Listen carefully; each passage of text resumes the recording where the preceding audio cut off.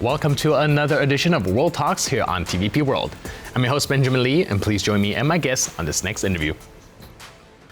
As the world's attention turns to COP30 in Belém, Brazil, a summit poised to test the credibility of global climate action, questions swirl around how fossil fuel industries will square with the planetary imperative. Joining us on TVP World to unpack these tensions is Sławomir Raszewski, Senior Lecturer and MSc Oil and Gas Management Program Leader at the University of East London, whose research specializes in energy governance, oil and gas strategy, as well as climate intersections. Hello and welcome to TVP World. Thank you for having me, Ben. So I'm looking at how Brazil is hosting COP30 while simultaneously actually expanding oil and gas exploration. Is that an indication of the state of global climate diplomacy right now? Well, it is interesting indeed because, as you rightly pointed, Brazil is both a major producer of renewable energy. For instance, ethanol is one of the major producers for the last in the last century, but also a significant producer of hydrocarbons, most notably oil. Brazil produces, on average, on a daily basis, 3.3 million barrels of oil. Combined with natural gas, it's well over 4 million barrels of oil equivalent. So, yes, Brazil is a major producer of conventional energy. All right, so we're looking at 10 years since the Paris Agreement, and the world's emission is only rising. We see actually more usage of fossil fuel, not really abated, but even progress further. Is this going to be a problem going forward? Do you think that these goals are not realistic, or do you think much of it has to do with the lack of political will?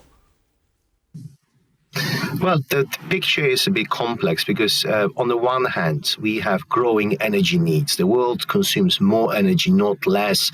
And in fact, we focus a lot on energy transition, but in fact, the industry is pointing out the fact that we see more of energy addition. All the renewable energy projects, all the alternative non-conventional energy sources that have been added to the primary energy consumption, in fact, haven't really broken even. Over the last 30 years, fossil fuels, so coal, oil, natural gas combined, the share in the primary energy consumption globally has changed only slightly, perhaps 4%, as opposed to what it was 30 years ago. So we haven't gone far, and it's largely because of energy demand. We see more economies being added to the global economy. People have expectations of economic development, which is driven by access to electricity, access to modern energy. So that's one thing. The other thing is obviously the political decision making. If you look at the United Nations Convention on Climate Change, which came into being 30 years ago, the core provision was based on the fact that developed nations have to help the developing world.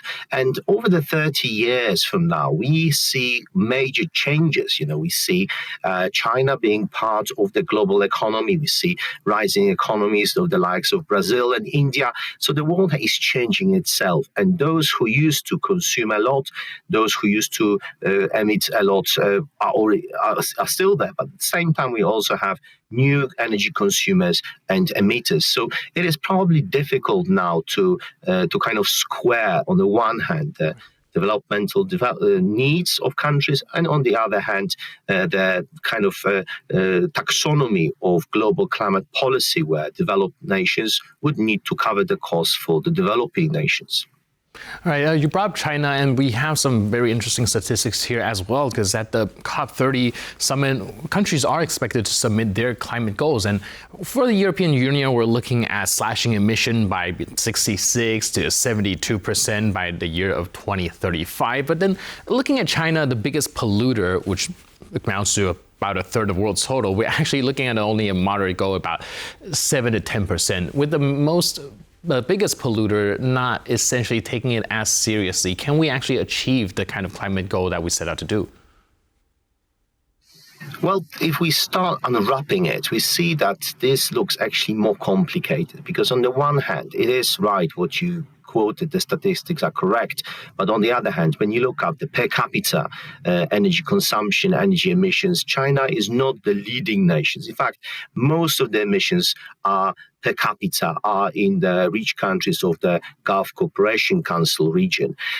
So that's one thing. The other thing is obviously the fact that the world over the past 20 plus years since China joined the World Trade Organization has largely outsourced their energy intensive processes, manufacturing to China predominantly. So China has received a lot of those processes, and with that also emissions. So we often harsh with China, but at the same time we also need to appreciate the fact that China has become the major manufacturing powerhouse for the world. At some point during the pandemic, there was calculation done by one of the strategic consultancies who estimated that over 70% of all the manufactured products that surround us, the laptop that I'm using now to communicate with you, Ben, is in fact produced in one country alone. So of course, it is going to be difficult for countries like China to reduce carbon emissions. It's much easier to reduce emissions by the likes of the European Union countries, largely because they have deindustrialized over the past years, which in its own right has brought new challenges, new problems, as the security situation in Europe has worsened over the past 2 years. We're also looking at not only the U.S. administration changing course when it comes to their climate policy, even some of the industry leader and big tech firms and tech leaders switching their stances on climate as well. Recently, the most notable one, of course, is Bill Gates saying that, his previous perception towards climate is quote unquote wrong. Do you think that this is the trend going forward? Do you think that these tech leaders will put climate kind of behind or not take it as seriously as they used to? Well, I mean, obviously, no one is denying that climate change is real. What is kind of taken on board is the climate change alarmism. Is this something that is existential for all the humanity now and here? And this is exactly what, as you rightly pointed, Bill Gates referred to in his now famous interview.